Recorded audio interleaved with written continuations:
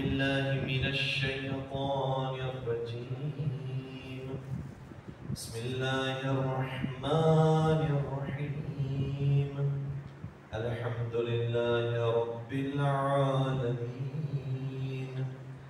الحمد لله الذي أحصى كل شيء عددا وجعل لكل شيء أمدا وقدر كل شيء تقديرا. ثم الصلاة والسلام على النبي الأمي العربي القرشي الهاشمي المكي المدني الأبدحي الدهامي العبد المؤيد والرسول المسدد المصطفى الأمجد المحمود الأحمد حبيب إله العالمين أبي القاسم محمد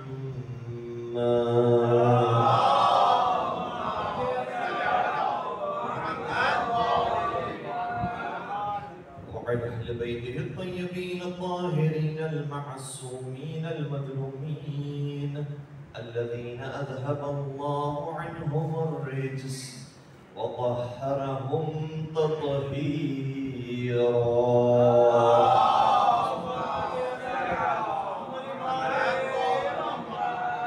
ولعنة الله على أعدائهم أجمعين. أما بعد فقد قال الله تبارك وتعالى في محكم كتابه المجيد وفرقانه الحميد. بسم الله الرحمن الرحيم. كل نفس ذائقة الموت ونبلوكم بالشر والخير فتنة وإلينا ترجعون. درود پڑھ دیجیے.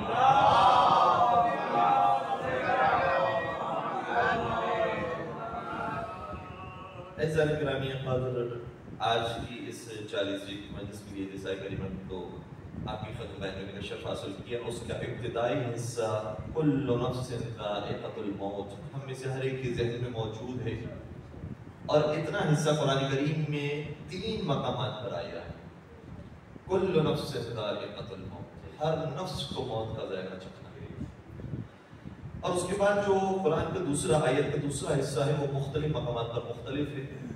ابھی آپ کی خدمت میں جس آیت کی تلاوت میں شرح حاصل کیا سورہ انبیاء کی آیت نمبر 35، سورہ نمبر 21 آیت نمبر 35 ارشاد ہوتا ہے کہ کل نفس ذائقۃ الموت. اور یہ اتنی خوبصورت آیت ہے کہ صرف یہی آیت ہماری اور آپ کی ہدایت کے لیے کافی ہے.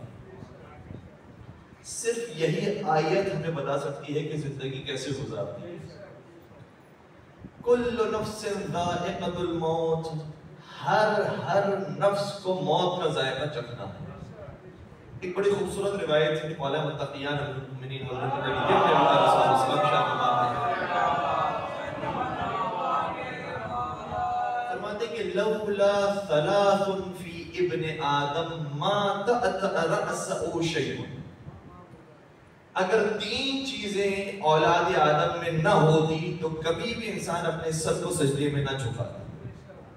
3 کے بارے میں ویسے روایتیں تو بہت بری ہیں، لیکن یہ والی روایت بہرحال کسی انداز سے اچھی ہے کہ یہ 3 چیزیں ایسی ہیں کہ جس نے مجبور کر دیا ہے اولاد آدم کو کہ وہ سجدہ ریز ہو جائے. فرمایا الفقر والمرض والموت. یہ 3 چیزیں ایسی ہیں کہ جو مجبور کرتی ہیں انسان کو کہ خدا کے سامنے سجدہ ریز ہو جائے. پہلی چیز ہے غربت اور فقیری. جب تک انسان امیر ہوتا ہے پروردگار سے لاپرواہ لافکر ہوتا ہے، لیکن جیسے غربت آنا شروع ہوتی ہے، رزق روزی کے دروازے بند ہونا شروع ہوتے ہیں، تو پھر مولانا کو فون کیا جاتا ہے کوئی دعا بتائیے. تو اس وقت انسان خدا کی طرف رجوع کرتا ہے کہ جب فقر و فاقے میں مبتلا ہوتا ہے. دوسری چیز بیان کی والمرض، اور جب بیمار انسان ہوتا ہے. جب تک صحت میں تندرستی ہے تو کبھی پروردگار یاد نہیں آتا. لیکن جیسے انسان بیمار ہو گیا اب کتابیں کھولی جا رہی کون کون سی دعا شفا کے لیے آئی ہے, کون سی دعا سے انسان صحتیاب ہوتا ہے. تو یہ مرض وہ ہے جو انسان کو خدا سے کنیکٹ کرتا ہے. اور تیسری اور آخری چیز جو ہر ایک جس میں مبتلا ہونا ہے, چاہے کوئی شخص بوڑھا ہو چاہے وہ بچہ بھی اس کے اندر مبتلا ہے اور بوڑھے افراد بھی اس کے اندر, چاہے مرد ہو عورت ہو, چاہے کسی بھی سے تعلق رکھنے والے کسی بھی شعبے سے تعلق رکھنے والے افراد ہوں, وہ تیسری چیز ہے موت. یہ موت کا خوف اور ڈر ایسا ہے کہ جو مجبور کرتا ہے انسان کو بھی خدا کے سامنے جھکا جائے. اور اگر موت نہ آنے ہوتی تو ہر انسان ہی خدا جانے کتنے انسان شداد بنے ہوتے, کتنے نمرود بنے ہوتے, کتنے فرعون بنے ہوتے. اور چونکہ ہم سے کہا گیا ہے کہ یہ مجلس بطور خاص اس شخص کے بارے میں ہے کہ جو ایک اور دوسرے شخص کی مدد کرتا ہوا, کہ جو کووڈ کے اندر مبتلا تھے ان کی مدد کرتے ہوئے خود کووڈ کا شکار ہو گئے اور پھر اس طریقے سے وہ جانور ہوئے اور اس دنیا سے رخصت ہو گئے. پھر ان کے اولاد کی ظاہراً شاید لڑکیاں ہیں جو تحمل نہیں کر پا رہی ہیں. میں اس حوالے سے بھی چند تسلی آمیز جملے کہنا چاہوں گا کہ پہلی بات یہ ہے کہ یہ فکر جو پروردگار عالم نے قرآن کریم میں دی ہے کہ کل نفس ذائقۃ الموت, اس فکر کو ہمیں اپنے ذہن میں رکھنا. کوئی بھی اس دنیا میں رہنے کے لیے نہیں آئے گا, ہر انسان کو موت آنی ہے, اور بہترین موت وہ ہے جو رائے خدا میں آ جائے. اس سے زیادہ اچھی اور کوئی موت نہیں. اور اگر کسی کو واقعی پروردگار کے راستے میں موت آ جائے تو پروردگار شاہ فرماتا ہے وہ مردہ نہیں ہے, زندہ. اور خدا کی یہاں سے رزق پا رہا ہے, تو اس سے بہتر اور کوئی موت نہیں. اور پھر تسلسل کے ساتھ روایات موجود ہیں جو صرف ہماری کتابوں کے اندر کتب اہل سنت کے اندر بھی پائی جاتی ہیں. علامہ زمخشری نے تفسیر کشاف میں لکھا ہے, علامہ سیوطی نے در المنصور کے اندر لکھا ہے, امام فخر الدین رازی نے تفسیر کبیر کے اندر لکھا, امام احمد بن حنبل نے المصنف میں لکھا ہے ایک تفصیل طویل فہرست روایت کی, جس کا پہلی حدیث کا جملہ آپ سبھی کو یاد ہوگا. میں ایک جملہ عرض کروں گا اور آپ انشاءاللہ میرے ساتھ دیں گے کہ نبی اکرم نے ارشاد فرمایا من مات علی حب آل محمد. دوبارہ ساتھ دیجئے گا, من مات علی حب آل محمد مات شہیدہ. اور شہید کے بارے میں روایت کا جملہ یہ ہے کہ اگر کوئی شخص شہادت کی موت مرتا ہے پروردگار پھر اسے حساب و کتاب نہیں دیتے. صرف یہ کہ حقوق الناس اگر اس کی گردن پر باقی ہو, لوگوں کا حق اس کی گردن پر باقی ہو تو وہ ادا کرنا ہے, وہ اس کے ورثاء کو, وہ اس کی لوائقین کو ادا کرنا ہے. لیکن پروردگار جو شخص شہادت کی موت پا جاتا ہے پھر اس سے کوئی حساب نہیں کرتا. اور اس سلسلے میں 12 روایتیں موجود ہیں. اب مجھے نہیں معلوم کہ پھر 12 روایتیں کل ذکر کی گئی, لیکن میرا موضوع نہیں ہے کہ میں آپ کی خدمت میں پوری ساری روایات بیان کروں, لیکن تقریباً سبھی کا موضوع یہ جو آل محمد کی محبت میں مرے گا, جو آل محمد کی محبت میں مرے گا, اس کے لیے یہ ہے, یہ ہے, یہ ہے, یہ ہے, یہ انعام ہے. اور انہی 12 میں سے عجیب بات یہ ہے کہ 3 روایتیں اس موضوع پر ہیں کہ جو شخص بغض آل محمد میں مرے. مل کے درود پڑھ دیجیے محمد و آل محمد.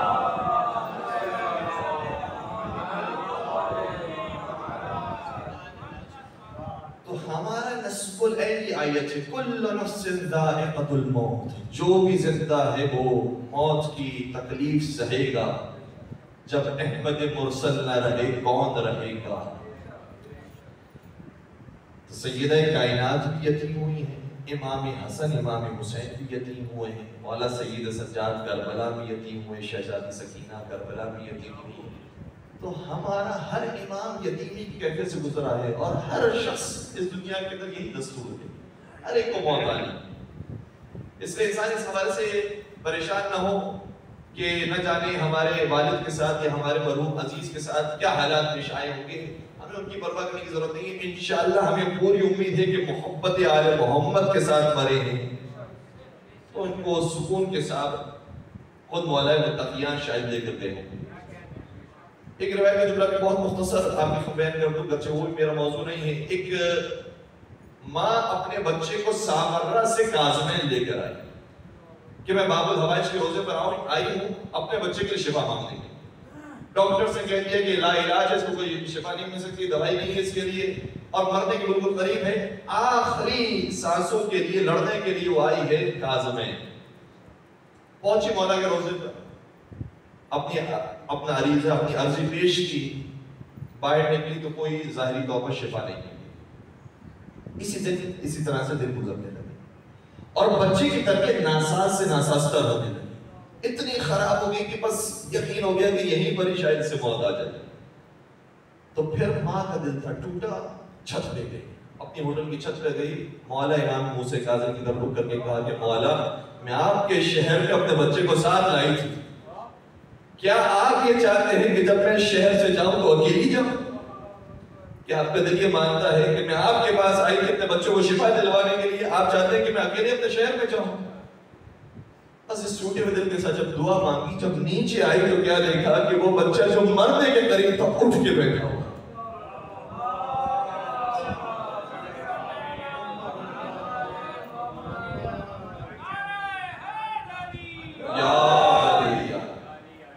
اب پیغام اس واقعے کا طریقہ یہ ہے کہ جب وہ بیٹھا ہوا تھا تو جس طرح سے آپ نے خوشی کا اظہار کیا ہے، خوشی کا اظہار ماں نے بھی کیا، لیکن بچہ خوش ہونے کے بجائے رو رہا تھا، گریا کر رہا تھا، اور ایسا تھا کہ اے ماں آپ نے میرے لیے دعا کیوں کر دی؟ ماں پریشان ہو گئی، بیٹا میں نے تو تیری صحت کے لیے، تیری زندگی کے لیے دعا کی ہے، تو بجائے اس کہ میرا شکریہ ادا کر اور تو مجھ سے ناراض ہو گیا ہے، آپ نے بات کیا ہے؟ کہ ماں آپ کو نہیں معلوم، مجھے جب موت آنے والی تھی نا اور آپ چھت پر تھی تو ملک الموت میری روح قبض کرنے کے لیے آیا، اور جب وہ روح قبض کرنے کے لیے آیا تھا تو وہ تنہا نہیں آیا تھا، رسول خدا بھی تشریف لائے تھے، حضرت علی مرتضیٰ بھی تشریف لائے تھے، پنجتن پاک بھی تشریف لائے۔ اور میں نے کیا دیکھا کہ چونکہ آپ نے دعا کی تھی مولا امام کاظم سے کہ میرے بچے کو شفا دے دی، تو امام کاظم بھی تشریف لائے اور انہوں نے رسول اکرم سے کہا یا رسول اللہ، اس کی ماں نے مجھ سے بڑی گڑگڑا کر دعائیں کی کہ اس کو میں شفا دے دوں، اس کو میں زندگی دے دوں، اگر آپ مناسب سمجھے تو اس کو کچھ عرصے کے لیے زندگی دے دیں۔ جیسے نبی اکرم نے امام کاظم کی درخواست سنی، نبی نے ملک الموت سے شفا، اے ملک الموت بس ہم یہاں سے چلو، اور پھر بچہ اپنی جملہ کہہ رہا ہے تو ہمارے سمجھنے کے قابل ہے کہ اس بچے نے کہا کہ ماں آپ کو معلوم ہے صرف ملک الموت نہیں گیا، جب نبی نے شاہ فرمایا اے ملک الموت تم چلے جاؤ تو پھر ملک الموت بھی چلا گیا، امام کاظم بھی چلے گئے، پنجتن پاک بھی چلے گئے، یہ ساری ہستیاں چلے گئی۔ اب مجھے نہیں معلوم جب دوبارہ ملک الموت آئے گا تو یہ پنجتن پاک آئیں گے بھی یا نہیں آئیں گے، اس لیے ہمیں نہیں معلوم ہوتا ہے کہ کس وقت پروردگار نے ہماری موت کا وقت رکھا ہے، اور کون سا بہترین وقت ہے، کون سا وقت ہماری مصلحت کے اندر ہے کہ جب ہماری عاقبت بخیر ہو اور ہم ایمان کے ساتھ اس دنیا سے رخصت ہوں۔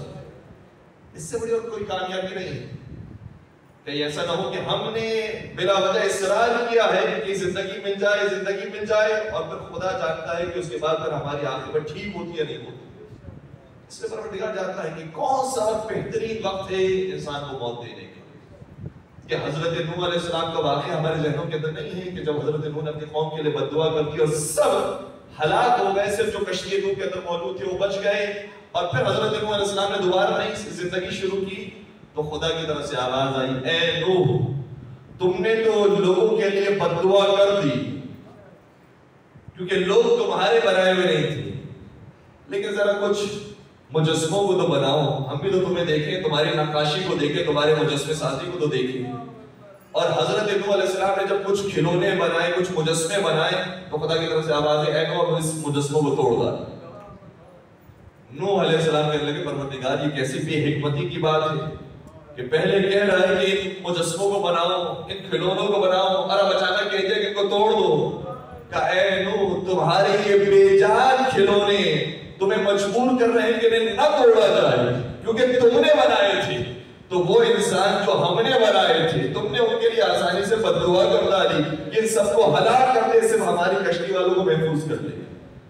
کہ تجھے نہیں معلوم کہ یہ میری مخلوق ہے، میں نہیں چاہتا کہ کسی کو ہلاک ہو، اس لیے بہترین وقت جو موت کا ہوتا ہے اس وقت پروردگار عالم موت ہے۔ اور کیا وہ واقعہ بھی ہمارے اذہان کے اندر موجود نہیں ہے کہ جب ایک دن نبی اکرم حضرت محمد مصطفیٰ صلی اللہ علیہ وسلم کی خدمت میں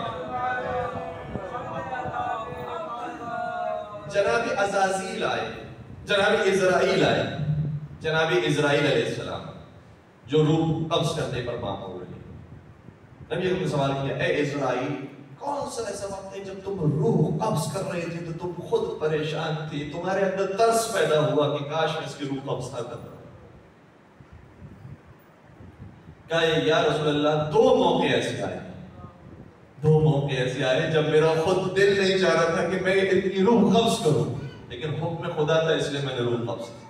کہا بتاؤ کون سے دو موقع؟ کہا ایک وقت وہ تھا جب ایک کشتی سمندر میں پھنس گئی تھی، اور جب اس کشتی سمندر میں پھنسی تو اتنا سیلاب، اتنا موجدار آیا ہے کہ کشتی ٹوٹنے لگی، اور اس کشتی کے اندر ایک حاملہ خاتون تھی۔ جتنے اس کشتی کے اندر لوگ سوار تھے سب کے سب ڈوب کے مر گئے، وہ ایک خاتون بچی اور وہ بڑی مشکل سے کسی تختے کا سہارا لے کر ساحل تک پہنچی۔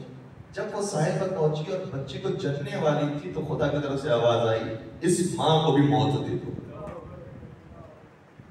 میرے دل میں رحم پیدا ہو گیا، پروردگار یہ تیری مخلوق ہے، یہ بیچاری بڑی مشکل سے ساحل میں پہنچی ہے، ابھی اس کی یہاں ولادت ہونے والی ہے، تو نے کہا ہے کہ جیسی ولادت اس ماں کو بھی مار ڈالا، لیکن حکم الہی تھا، میں نے اس ماں کو بھی موت دے دی، بچہ پیدا ہوا۔ اس وقت میرا دل بڑا پسیجا ہے۔ دوسرا موقع یا رسول اللہ اس وقت تھا جب ایک بہت بڑا بادشاہ، ایک بہت امیر شخص، بہت بڑا حکمران جس کا نام شداد تھا، جس نے بڑی جنت بنائی، بڑے باغات بنائے، بڑی نہریں بنائی، اور یہ کہتا تھا کہ خدا کیا جنت میں ہمیں بھیجے گا، میں نے خود اپنی جنت اپنے ہاتھوں سے بنا لی، اور اتنی بہترین جنت، اتنی وسیع عریض جنت بنانے کے بعد ایک دن وہ آیا جب وہ اس جنت کا دیدار کرنے کے لیے تشریف لے گئے، تو جیسے ہی دروازے پر پہنچا، ابھی مرکب پر سوار تھا، گھوڑے پر سوار تھا، ادھر کر دیکھنا چاہتا تھا کہ میری جنت کیسی بنی ہے، مجھے خدا نے حکم دیا اسے موت دے دو، تو اس کا پیر رکاب میں الجھا، زمین پر گرا، مر گیا۔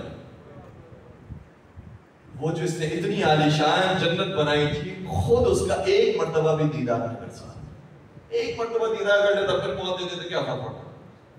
اس موقع پر جبرائیل امین نازل ہوئے، کہا یا رسول اللہ اسرائیل نے بالکل ٹھیک کہا ہے آپ سے، یہ دونوں واقعے پیش آئے ہیں اور دونوں کو اس نے موت دی ہے۔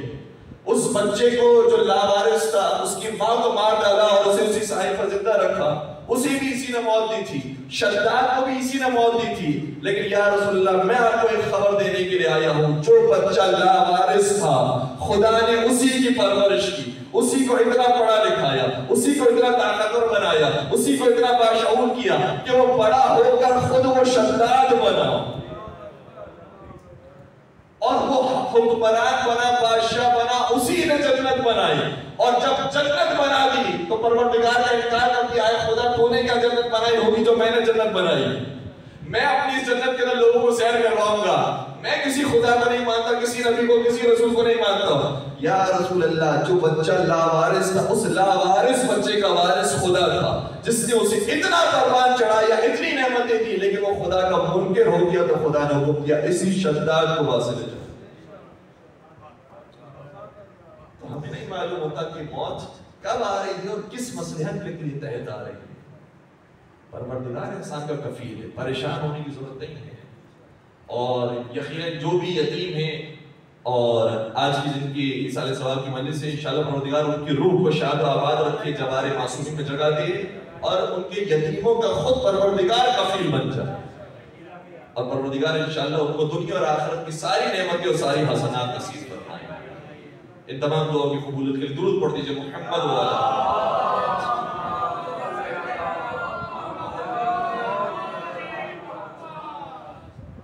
اور انہی کے تسلی کے لیے ایک اور جملہ بھی ہم عرض کریں گے۔ ایک آیت اللہ اخوند خراسانی نام کے ہمارے مجتہد گزرے ہیں، اور یہ اتنے بڑے مرجع تھے کہ آج کے حوزہ علمیہ کے اندر کوئی مجتہد نہیں بن سکتا جب تک ان کی کتاب نہ پڑھے، اور جو کتابیں رکھی گئی ہیں مجتہد بننے کے سلسلے میں، سب سے آخری کتاب ان کی آیت اللہ اخوند خراسانی، جن کی کتاب کا نام ہے کفایہ۔ کفایہ پڑھ کے پھر درس خارج شروع ہو جاتا ہے، آخری کتاب اس پائے کے عالم تھی۔ ان کے ایک بہترین شاگرد تھے، بہت قریب ترین شاگرد، بہت لائق شاگرد، جن کا نام آیت اللہ شیخ عبداللہ گلپیگانی تھا۔ چونکہ گلپیگان سے اس کا تعلق ہے، اس لیے ان کا لقب گلپیگانی پڑ گیا. کہتے ہیں کہ جب ان کا انتقال ہوا تو کئی سارے لوگوں نے ان کو خواب میں دیکھا, اور سب نے ایک ہی واقعہ بیان کیا, کہا کہ جب ہم نے ان کو خواب میں دیکھا تو سوال کیا کہ بھئی وہاں کے حالات کیسے تھے, کیا دیکھا آپ نے وہاں پر, کچھ ہمیں بیان کریں, کیا چیز وہاں پر زیادہ کام آتی تھی. اور ان کا کچھ نہ پوچھو, وہاں کے حالات بڑے سخت تھے.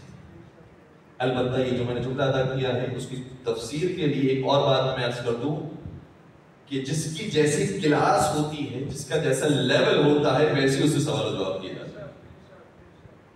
ورنہ وہ جو قصاب والا واقعہ موجود ہے حضرت موسیٰ علیہ السلام کا, وہ قصاب ہے لیکن قیامت میں جنت میں وہ حضرت موسیٰ کا پڑوسی بنے گا.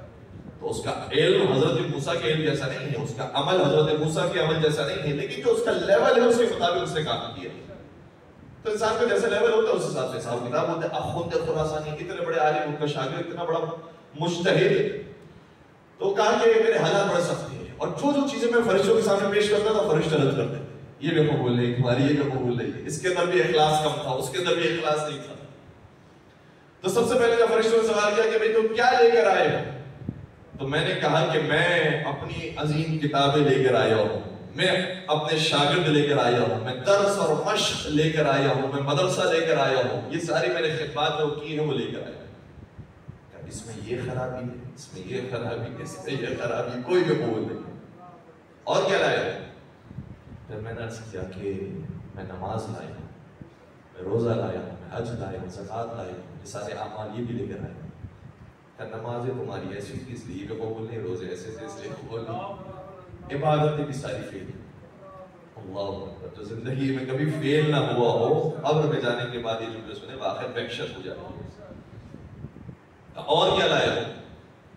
سوچنے کے بعد کہنے لگی کہ ہاں میں گریہ امام حسین کو بھی لایا ہوں, میں عزاداری کو بھی لایا ہوں, میں زیارتوں کو بھی لایا ہوں, میں توسل وسیلے سب کو بھی لایا ہوں.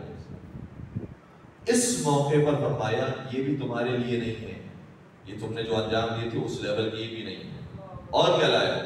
بس اور تو کچھ نہیں لایا, خالی ہاتھ ہو. تو کہا نہیں, ایک چیز تم نے بھیجی تھی جو ہمارے پاس ہے,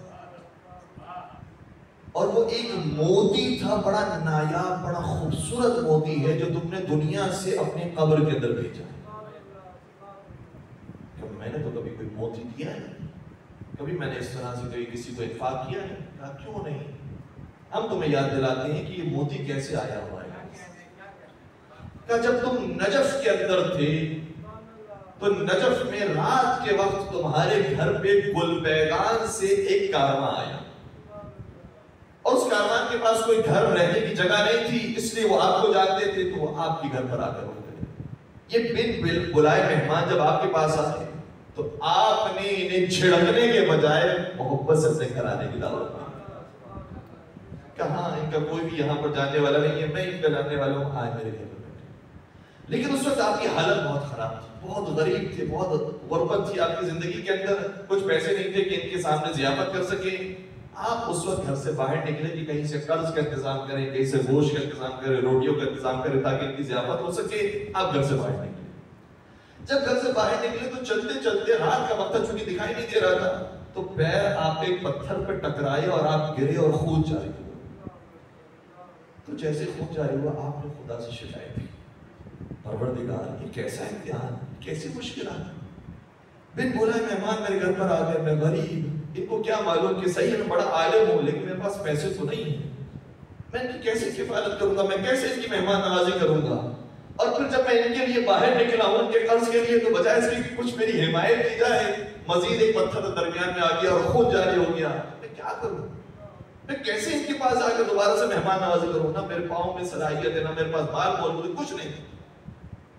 لیکن جب یہ خیال, توجہ فرمائیے گا, لیکن جب یہ خیال شیطان کی طرف سے آپ کے دل و دماغ میں آیا تو اسی وقت آپ کے ذہن نے اس کا مقابلہ کیا اور اس طریقے سے اس خیال کو دور کیا کہ گل بیگانی, یہ مولا علی کے مہمان ہیں جو تیرے گھر پر آئے, اور یہ مہمان کسی بھی اور کے گھر پہ جا سکتے تھے, لیکن حضرت علی نے تیرے گھر کا انتخاب کیا ہے. اس سے بڑا اور کیا کمال چاہیے؟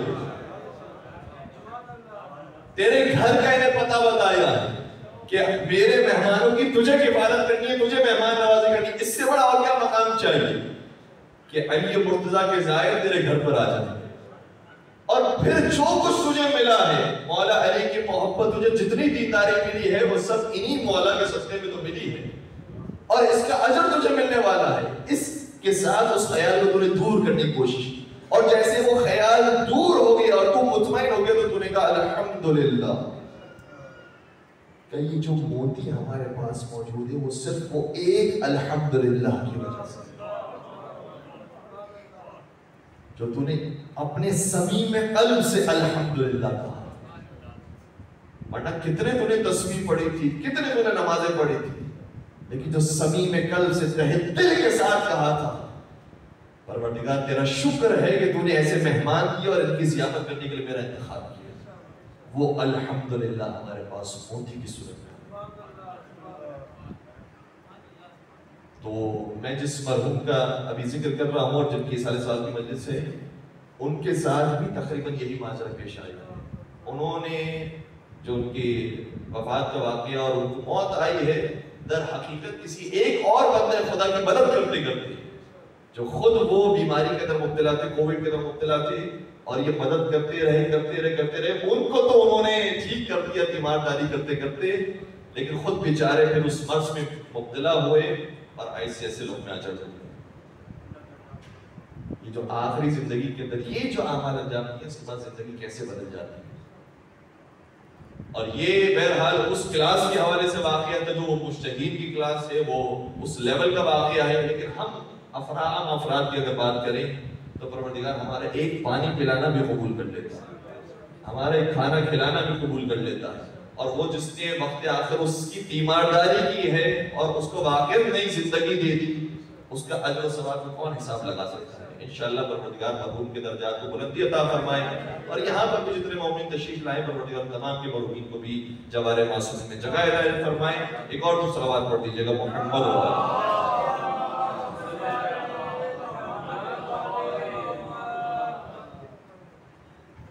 مرحوم کے جب بھی ہم عیسیٰ علیہ السلام کی بات کرتے ہیں تو ایک طرف سے ہمیں یاد رکھنا چاہیے کہ خود اپنی موت کی بھی آمادگی رکھنی ہے، اور دوسری طرف سے جو مرحومین کے لیے ہم کام کر سکتے ہیں وہ بھی کرنے کی کوشش کرنی ہے۔ اپنے حوالے سے ویسے باتیں میں بہت ساری ذہن میں لے کر آیا تھا، لیکن چونکہ مجھے راستے میں بتایا گیا کہ اس مرحوم کے ساتھ یہ واقعات پیش آئے ہیں جس کے بعد گھر والے پریشان ہیں، آپ کچھ اس حوالے سے بیان کیجیے گا، تو میں نے بیان کرنے کی کوشش کی۔ اس آیت کی طرف میں دوبارہ آؤں اور اس کے بعد پھر ایک اور موضوع کی طرف جائیں کہ کل نفس ذائقۃ الموت، ہر نفس کو موت کا ذائقہ چکھنا ہے۔ اس کے بعد کا پیغام بھی بڑا خوبصورت ہے، وَنَبْلُوكُمْ بِالشَّرِّ وَالْخَيْرِ فِتْنَةً، اور ہم تمہیں اس دنیا میں آزمائیں گے۔ اسی آزمائش کے لیے اس دنیا میں بھیجا گیا ہے۔ ہم سمجھتے ہیں کہ ہمیں پیسہ کمانا ہے، ہمیں شہرت کمانی ہے، ہمیں عزت کمانی ہے، کوئی اسٹیٹس بنانا ہے، اس کے لیے بھیجا ہی نہیں گیا۔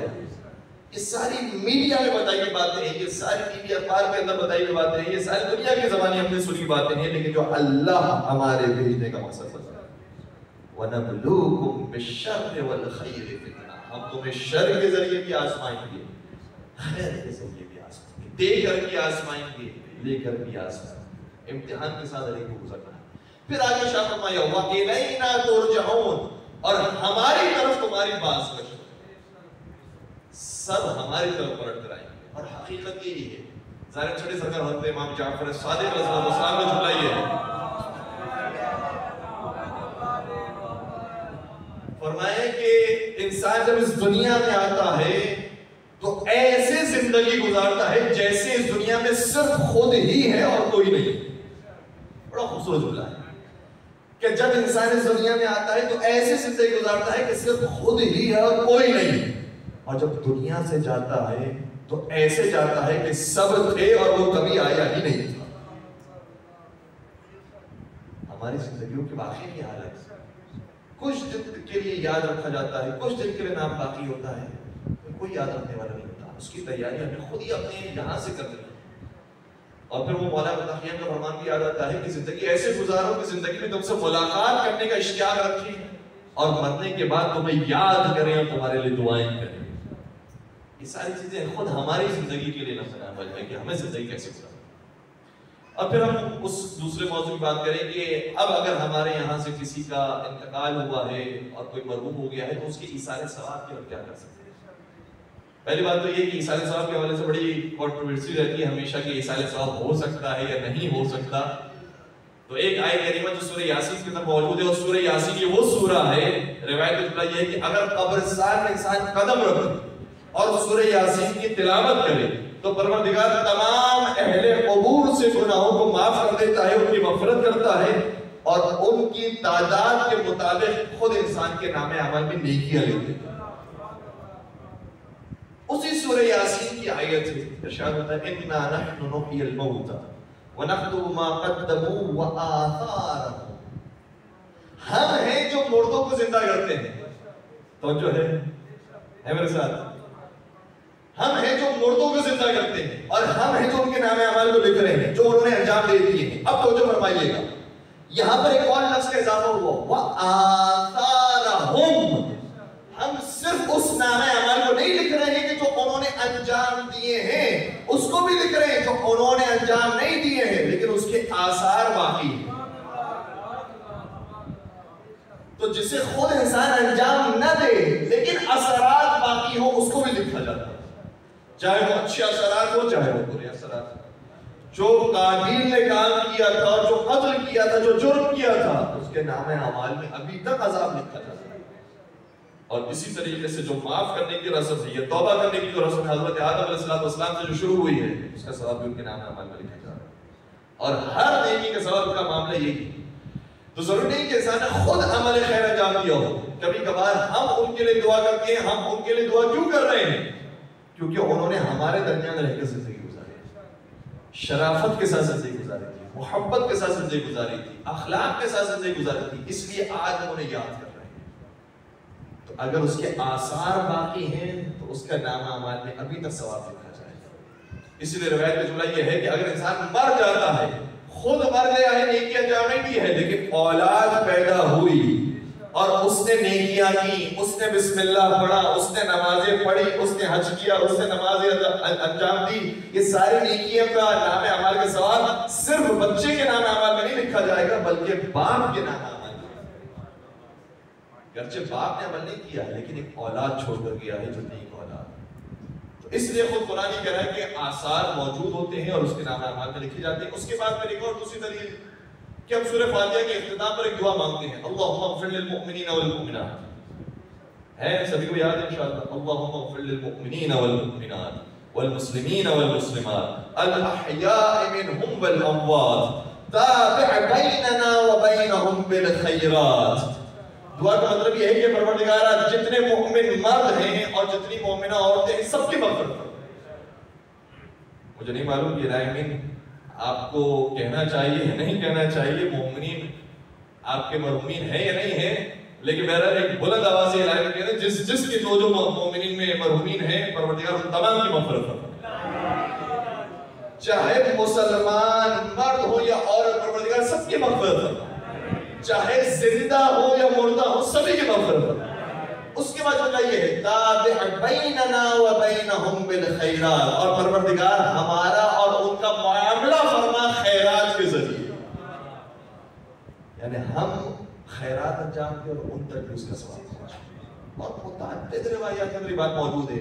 ماہ رمضان کی دعاؤں میں سے ایک دعا پیغمبر اکرم کی ہوتی تھی، ہر نماز کے بعد ایک دعا کرتے تھے جو 14 جملوں پر مشتمل ہوتی تھی اور انشاءاللہ 14 کے صفحے میں وہ دعا قبول ہو. اس کا پہلا جملہ یہ ہوتا تھا بسم اللہ الرحمن الرحیم اللہم ادخل علی اہل القبور السرور. پیغمبر یہ دعا فرما رہے ہیں کہ پروردگارہ جو قبر میں چلے گئے ہیں ان کے لیے مسرت اور سرور نازل فرما. تو اگر دعا کا کوئی اثر نہیں ہے تو دعا کرنے کی ضرورت کیا ہے؟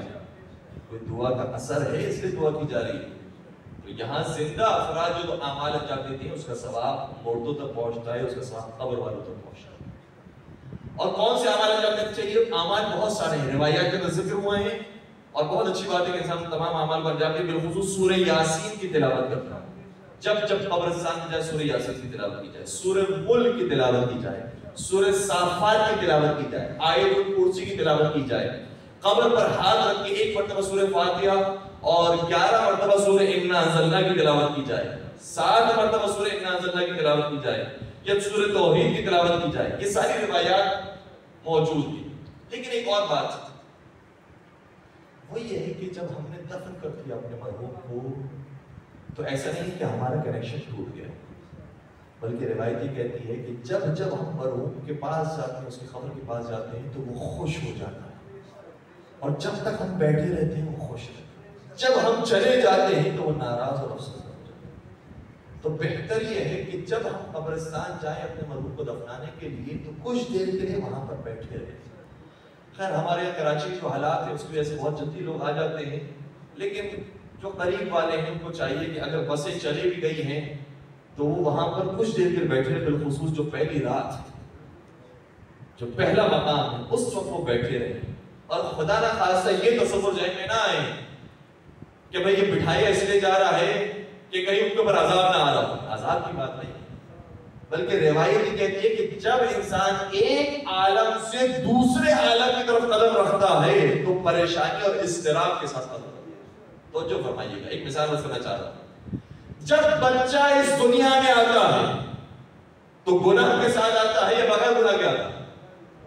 بغیر گناہ کے آتا ہے، معصوم آتا ہے بچہ، لیکن جب آتا ہے اس دنیا میں تو روتا ہے، گریہ کرتا ہے۔ معصوم سے سوال کیا گیا کہ گریہ کیوں کرتا ہے؟ کہا اس لیے کیونکہ وہ ایک عالم سے دوسرے عالم میں آیا۔ تو ایک عالم سے دوسرے عالم میں آنے کا جو اضطراب ہے اس کی وجہ سے وہ گریہ کرتا ہے، کسی گناہ کی وجہ سے نہیں کرتا۔ اسی طریقے سے جب ہم نے اسے ایک عالم سے دوسرے عالم میں منتقل کیا ہے، اپنے مرحوم کو قبرستان کے سپرد کیا ہے، قبر کے سپرد کیا ہے، تو اب ایک عالم سے دوسرے عالم کی طرف اس کا انتقال ہو رہا ہے۔ جو ہمارے لفظ استعمال میں ہوتا ہے منتقل ہونا، انتقال کا لفظ، وہ جو انتقال ہو رہا ہے، منتقل ہو رہا ہے، اس میں وہ اضطراب کا شکار ہوتا ہے۔ اس لیے بیٹھنا چاہیے، اس کے پاس تسلی دینی چاہیے، تو پریشان نہ ہو، ہم تمہارے ساتھ ہیں، ہم موجود ہیں، ہم تمہاری مدد کر رہے ہیں، تمہارے اعمال خیر انجام دے رہے ہیں۔ اس اضطراب کو دور کیا جائے۔ اور حتیٰ آپ کی خدمت میں ایک اور عجیب روایت کو عرض کروں، خاتون جنت سیدہ کائنات حضرت فاطمہ زہرا سلام اللہ علیہا،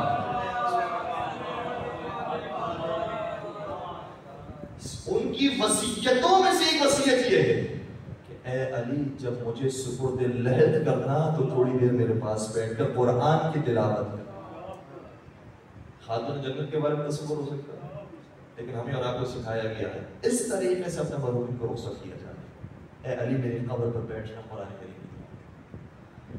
تو میں ہرگز کبھی بھی یہ بیان نہیں کرتا، اس سے لوگ غلط فہمی میں کہیں مبتلا نہ ہو جائیں، اس لیے بار بار اس بات کا تذکر دے دیتا ہوں کہ اس وجہ سے نہیں بٹھایا جا رہا کہ خدا نخواستہ کوئی فشار قبر ہو رہا ہے، عذاب آ رہا ہے، کوئی سزا ملتی ہے، اس وجہ سے نہیں۔ وہ ایک عالم سے دوسرے عالم میں جو منتقل ہو رہا ہے، اس اضطراب کو دور کرنے کے لیے کہا کہ اس کے پاس بیٹھو، نیکی انجام دو، سوروں کی تلاوت کرو۔ اور یہ ہمیں اور آپ کو سکھایا ہے حضرت سیدہ کائنات نے کہ اس طریقے سے مرحوم جو مرنے والا ہے وہ وصیت کر کے جائے کہ میرے پاس کچھ بیٹھنا، قرآن کریم کی تلاوت کرنا۔ اور پھر چھٹے سرکار حضرت امام جعفر صادق علیہ السلام بیان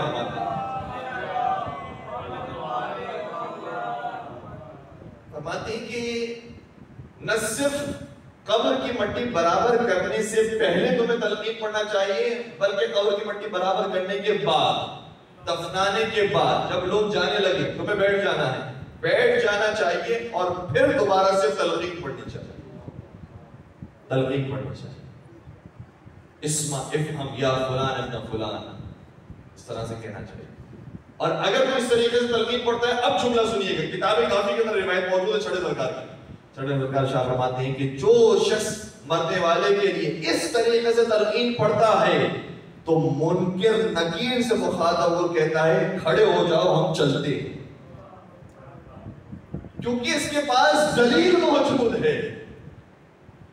اور اس روایت کا مطلب یہ ہے کہ گویا منکر نکیر آپس میں کہتے ہیں کہ جو سوالات ہم اس سے پوچھنے والے تھے یہ اس کے جوابات پہلے ہی دے چکا ہے، اور اس کے بعد دلیل موجود ہے، اس لیے ہمیں کیا ضرورت ہے کہ پھر اس سے سوالات کریں، ہم اٹھ جاتے ہیں اور چلے جاتے ہیں۔ اس قدر اہمیت ہے تلقین پڑھنے کی اس موقع پر۔ تو پھر اسی طریقے سے سوروں کی تلاوت کرنا، اس کا ثواب بہت زیادہ ہے۔ بلکہ عمومی طور پر اگر روایات کا تجزیہ کیا جائے، آخری بات بس میں بیان کرنے جا رہا ہوں، اس کے بعد منزل مسائل کی طرف آ جاؤں گا، کہ انسان کوئی بھی نیکی کرے اپنے مرحوم کو حساب کرے۔ روایت کا جملہ یہ ہے کہ خود کے ثواب کے اندر کوئی کمی نہیں آئی. پروردگار بخیل نہیں ہے کہ ہم سے لے کر اس کے نامہ اعمال میں ڈال دے گا. پروردگار کریم ہے. ہم نے نیکی کی ہے تو ہمارے نامہ اعمال میں بھی رکھے گا, اور ہم نے جس کی طرف منتقل کیا ہے اور ایصال کیا ہے اس کے نامہ اعمال میں بھی لکھ دے گا. پروردگار کریم ہے اور کوئی بھی نیکی اس کے اندر شامل ہے. بس ایک چھوٹی سی بات کو بیان کروں. علامہ محمد حسین طباطبائی تفسیر المیزان کے مفسر, ان کے پاس ان کے بھائی کا خط آیا کہ بھیا آپ نے جو تفسیر لکھی ہے المیزان کی, اس کا ثواب اپنے والد کو ایصال نہیں کیا. انہوں نے کیا کہا ٹھیک ہے. اچھا دونوں میں فاصلہ بہت پرانا زمانہ ہے. ان کے بھائی تبریز میں موجود تھے اور یہ قم میں موجود تھے. تبریز اور قم کے درمیان تقریباً 1000 کلومیٹر کا فاصلہ ہے. خط لکھا تبریز سے, قم آیا اور انہوں نے خط کھولا تو یہ لکھا کہ آپ نے تفسیر المیزان کا ثواب اپنے والد کو ایصال نہیں کیا. والد کی روح آئی تھی اور انہوں نے شکایت کی کہ تمہارے بھائی نے اتنی بہترین تفسیر لکھی اور اس کا ثواب ہمیں ایصال نہیں کیا, اسے کہو کہ ایصال کریں. اچھا یہاں پر شاید چونکہ نوجوان افراد موجود ہیں اس لیے سوال پیدا ہوتا ہے کہ بھائی کیسے باپ آیا ہو اور باپ نے آگے بتایا ہو, تو اس کا جواب اسی خط کے اندر موجود ہے. کیا کہ بھائی بات یہ ہے, ان کا نام تھا علامہ محمد حسن الہی طباطبائی. کہ بھیا بات یہ ہے کہ ایک شخص میرے پاس شاگردی میں آیا ہے اور اس کا دعویٰ یہ ہے کہ وہ روحوں کو حاضر کرتا ہے, اور اس نے باقاعدہ میرے سامنے روحوں کو حاضر کیا. جب وہ میرے پاس آیا تو یہ کہہ کر آیا کہ چونکہ آپ فلسفے کے استاد ہیں اس لیے میں آپ سے فلسفہ پڑھنا چاہتا ہوں. میں نے کہا سر میں اکیلا فلسفے کا استاد تھوڑی, بہت سارے دوسرے استاد بھی موجود ہیں. تو اس نے جواب دیا کہ میں روحوں کو حاضر کرتا ہوں اور میں نے فلسفہ پڑھنے کے لیے ارسطو کی روح کو حاضر کیا تھا اور افلاطون کی روح کو بھی حاضر کیا تھا. خیر واقعہ بہت طویل ہو جائے گا, میں صرف ارسطو تک باقی بات کو رکھوں. ارسطو کی روح کو حاضر کیا تو میں نے سوال کیا کہ بھائی میں فلسفہ پڑھنا چاہتا ہوں, میں کس سے پڑھوں؟ تو کہا کہ آج کے زمانے میں فلسفے کے بہترین استاد علامہ محمد حسن الہی طباطبائی, ان کے پاس جاؤ اور ملا صدرہ کی کتاب اسفار اربع ان سے جا کر پڑھو. اس لیے میں آپ کی خدمت میں آیا. انہوں نے تو بات سن لی. اس کے بعد کہا کہ بھائی مجھے کیسے یقین ہے کہ تم روحوں کو حاضر کرتے ہو؟ تو انہوں نے بڑے بڑے علماء کی روحوں کو حاضر کیا. نہ جانے علامہ مجلسی کی روح کو اور علامہ ہندی کی روح کو اور کس کس کی روح کو حاضر کیا. لیکن دو علماء آئے تو باقاعدہ انہوں نے آ کر شکایت کی کہ بھائی ہماری روح کو حاضر نہیں کیا کرتے. کون سے دو علماء؟ سید مہدی بحر العلوم اور سید ابن طاؤس. ان دو بزرگان نے کہا کہ بھائی ہمیں تکلیف نہ دیا کرو, اور اس کی وجہ یہ بیان کی چونکہ ہم خدمت امیر المومنین حضرت علی بن ابی طالب سے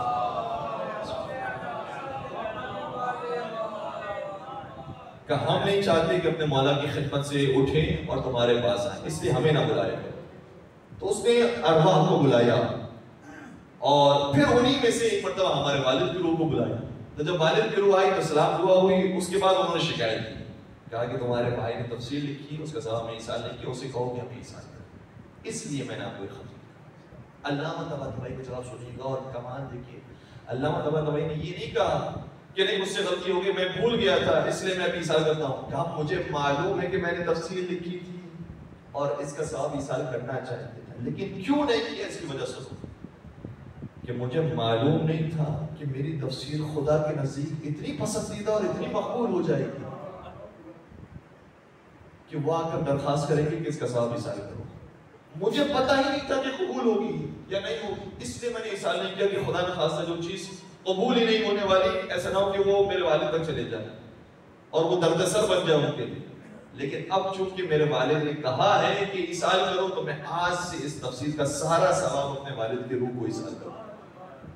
عجیب بات یہ ہے کہ علامہ طباطبائی نے ایصال کرنے کے بعد خط لکھنے کا بعد میں موقع ملا اور تاخیر سے خط ابھی روانہ کیا تھا کہ اس سے پہلے جواب آ گیا. کہا کہ والد صاحب کی روح آئی تھی اور انہوں نے کہا کہ تمہارے بھائی کا بہت شکریہ کہ انہوں نے اپنے تفسیر کا ثواب مجھے ایصال کیا. کوئی بھی نیکی انسان کر جاتا ہے, ضروری نہیں ہے کہ صرف قرآن ہو, صرف نماز ہو, صرف ہماری مجلس ہو, کوئی بھی نیکی انسان نے کی ہو اس کا ثواب اپنے مرحوم کو ایصال کرتا ہے.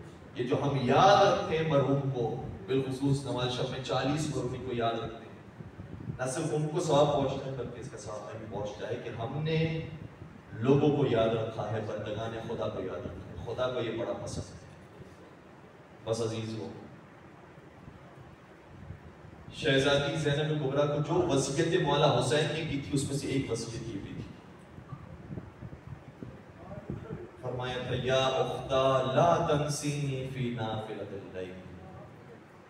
اے بہن زینب، میں یہ نہیں کہتا کہ میرے جانے کے بعد تم نماز شب پڑھتے رہنا، کیونکہ مجھے یقین ہے کہ تم نماز شب پڑھو گی، اور اتنے کٹھن حالات کے اندر، اتنے مسائل کے اندر بھی مجھے معلوم ہے کہ تمہاری نماز شب ہوتی رہے گی. اس لیے میری درخواست نماز شب کی نہیں ہے، بلکہ میری درخواست یہ ہے بہن زینب، اب جب نماز شب پڑھنا نا تو اپنے بھائی کو بھی یاد کر دینا، اپنے بھائی کے لیے بھی دعا کرنا. اللہ امیر کاروان زینب کبریٰ ہے.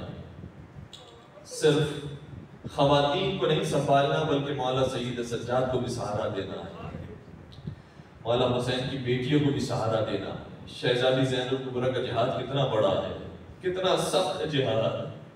اللہ اکبر. اسی لیے علماء بیان فرماتے ہیں، بڑی خوبصورت بات بیان کرتے ہیں، کہتے ہیں کہ ساری بیویوں کے اوپر مشکلات آئی ہیں، مسائل آئی ہیں، اور شہزادی زینب پر بھی آئی ہیں، لیکن شہزادی زینب پر جو مسائل آئے ہیں وہ زیادہ ہیں. وجہ کیا ہے؟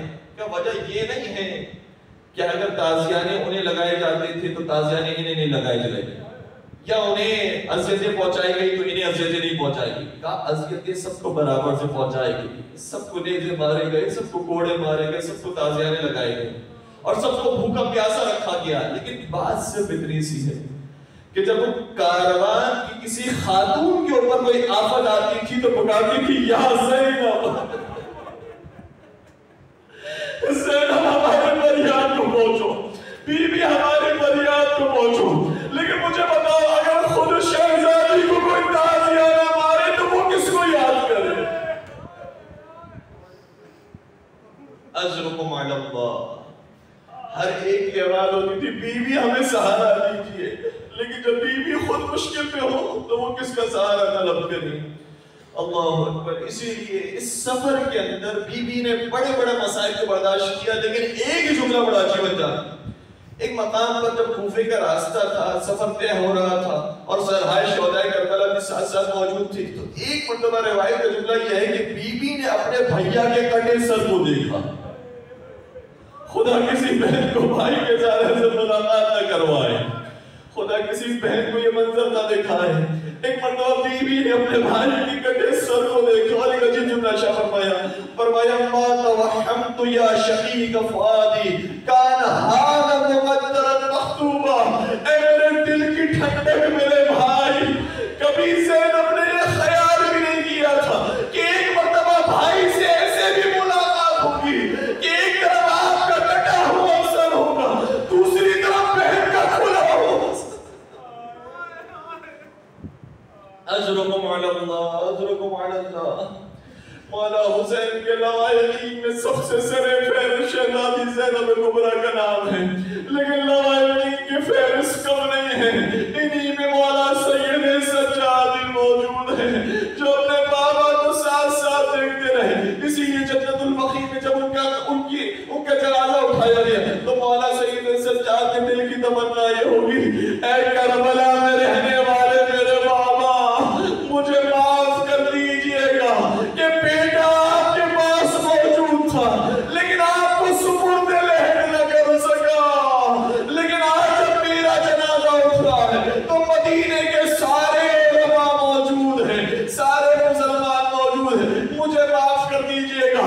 اور بابا اس لیے مجھے معاف کر دیجئے گا کہ اگر میرے ہاتھ کھلے ہوتے تو میں آپ کے لاشے کو ضرور دفن. اجرکم علی اللہ. اور انہی لوائقین میں ایک اور بچی بھی ہے جو 4 برس کی ہے. جب بابا مختل کی طرف جا رہے تھے تو اس بچی نے آ کر باہوں میں باہر ڈال کر کہا تھا یا بتا ردنا الی حرم جدنا. بابا جان اگر مرنے کے لیے جا رہے ہیں تو ہمیں نانا کے مدینے چھوڑ کر آ جائیں. میں کے لواحقین کے لیے جملہ سننے جا رہا ہوں کہ بیٹوں مشکلات آتی ہیں، بیٹیاں مشکلات آتی ہیں، لیکن سنیں تو صحیح مولا حسین نے کیسے تسلی دی کہ بیٹی سکینہ ہمارا جہاد مکمل نہیں ہوگا اگر تم ہمارا ساتھ نہ دو گی۔ باپ نے بھی جہاد کیا، بیٹی نے بھی جہاد کیا، لیکن اس بیٹی کے مسائل کیسے تھے؟ باپ کے مرنے کے بعد کردے کو جلا دیا گیا، بالیاں نوچ لی گئی، تماچے لگائے گئے، لیکن میرا دل یہ کہتا ہے، تسلی سے سنیے گا، میرا دل یہ کہتا ہے بچی نے سارے مسائل برداشت کر لیے، لیکن ایک مصیبت برداشت نہ کر سکی۔ جب کچھ دنوں کی فراغت کے بعد ایک دن بابا کا کٹا سر سامنے دیکھا، بچی نے اتنا گریا گیا کہ روح قبر سے منسلک۔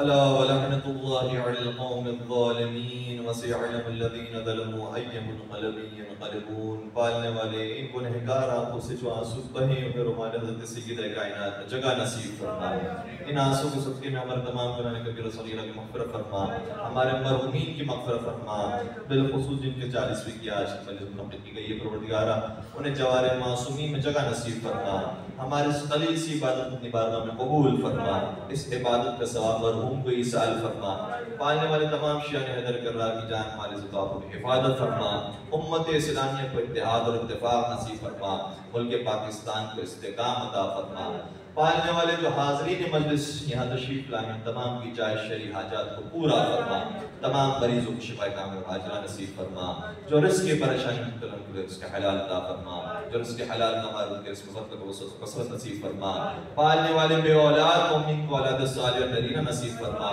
صاحبان اولاد کو اپنی اولاد کے اچھی تربیت کرنے کی توفیق عطا فرما، پالنے والے جو دعائیں ہم نے مانگی ہے اور ہمارے حق میں بہتر ہے اسے قبول فرما، اور اگر ہمارے حق میں بہتر نہیں ہے تو آخرت میں اس کا اجر عطا فرما، پالنے والے اگر مشکلات ہمارے حق میں بہتر ہے تو اس پر صبر شروع کرنے کی توفیق عطا فرما، قرآن کریم کی تلاوت کرنے کی توفیق عطا فرما، قرآن اور اہل بیت کی دامن سے ہمیشہ متمسک رہنے کی توفیق عطا فرما، مولا متقیان کی زیارت قبر کی پہلی رات ہم سب کو نصیب فرما، بنجتن پاک کے جوار میں ہم سب کو جگہ نصیب فرما، پالنے والے تمام مظالم سے انتقام کے لیے اپنی آخری حجت امام حسر والزمان کے ظہور میں تعجیل فرما، ہمیں ان کے عاشقین محبین سچے چاہنے والے اور ماننے والے مشمار فرما۔ ایک سورہ فاتحہ کی درخواست ہے مرحوم سید علی صاحب رضوی ابن سید علی منتقی رضوی حاضرین کے مرحوم مرحومات اور کل مومن و مومنات کے لیے رحم اللہ من قرأ الفاتحہ۔ بسم اللہ الرحمن الرحیم۔